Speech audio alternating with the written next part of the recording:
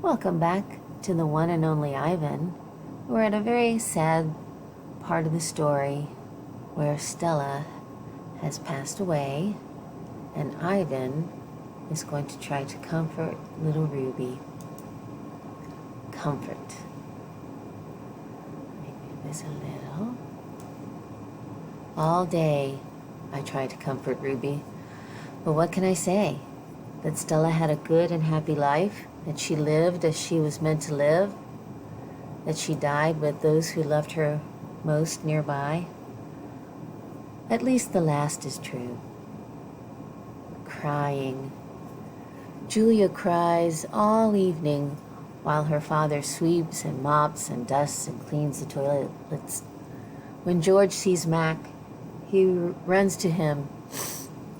I can only hear a few of his words. Vet, should have, wrong. Matt shrugs. His shoulders droop. He leaves without a word.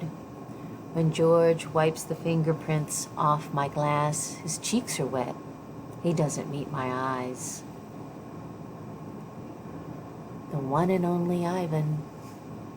When all the humans have left, I send Bob to check on Ruby. How is she? I ask when he returns. She's shivering, Bob says. I tried to cover her with hay, and I told her not to worry because you were going to save her. I glare at him. You told her that? You promised Stella. Bob lowers his head. I wanted to make the kid feel better. I shouldn't have made that promise, Bob. I pointed to Stella's domain, and for a moment it seems like I had forgotten how to breathe. I wanted to make Stella happy, I guess. But I can't save Ruby. I can't even save myself. I flop onto my back. The cement is always cold, but tonight it hurts. Bob leaps onto my belly. You are the one and only Ivan, he says, mighty silverback. He licks my chin, and he's not even checking for leftovers. Say it, Bob. Say it, Bob commands. I look away. Say it, Ivan. I don't answer, so Bob licks my nose until I can't stand it any longer. I am the one and only Ivan, I mutter. And don't you forget it, he says. I gaze at the food court skylight.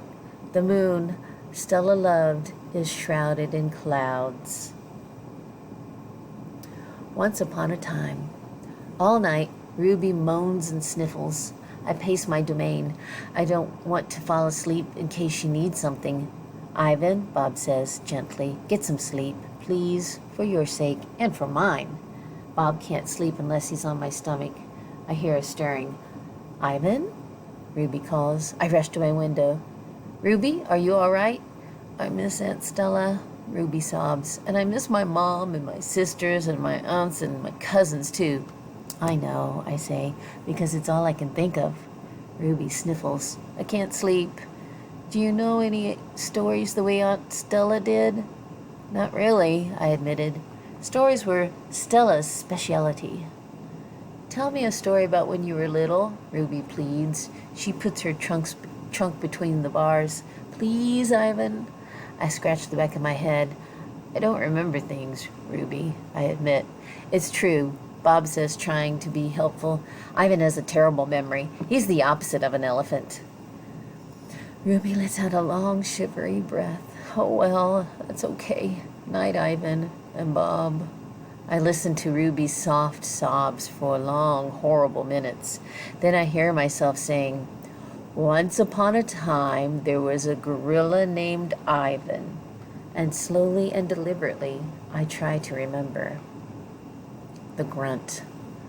I was born in a place humans call Central Africa, in a dense rainforest so beautiful no crayons could ever do it justice. Gorillas don't name their newborns right away the way humans do. We get to know our babies first. We wait to see hints of what might yet be. When they saw how much she loved to chase me around the forest, my parents decided on my twin sister's name, Tag.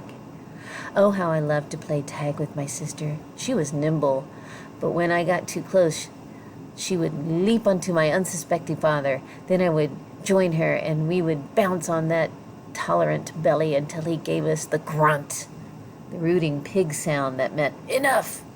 The game never got old, although my father might have disagreed. Mud. It didn't take long for my parents to find my name. All day long, every day, I made pictures. I drew on rocks and bark and my poor mother's back.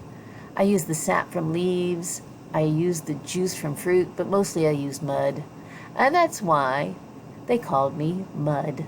To humans, mud might not sound like much, but to me, it was everything. Protector. My family, which humans call a troop, was just like any other gorilla family.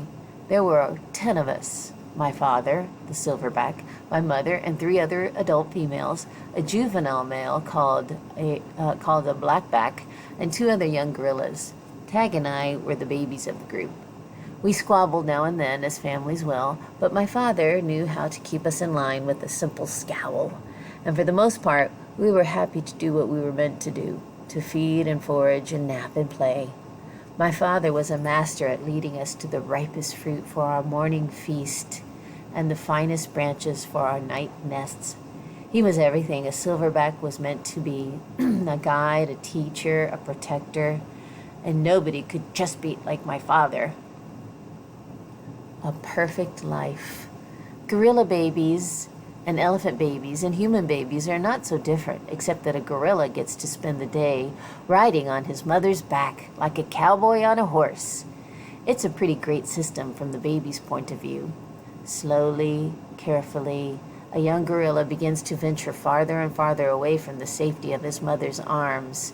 He learns the skills he will need as an adult, how to make a nest of branches, weave them tightly or they will fall apart in the middle of the night, how to beat your chest, cup your palms to amplify the sound, how to go vining from tree to tree, don't let go, how to be kind, be strong, be loyal.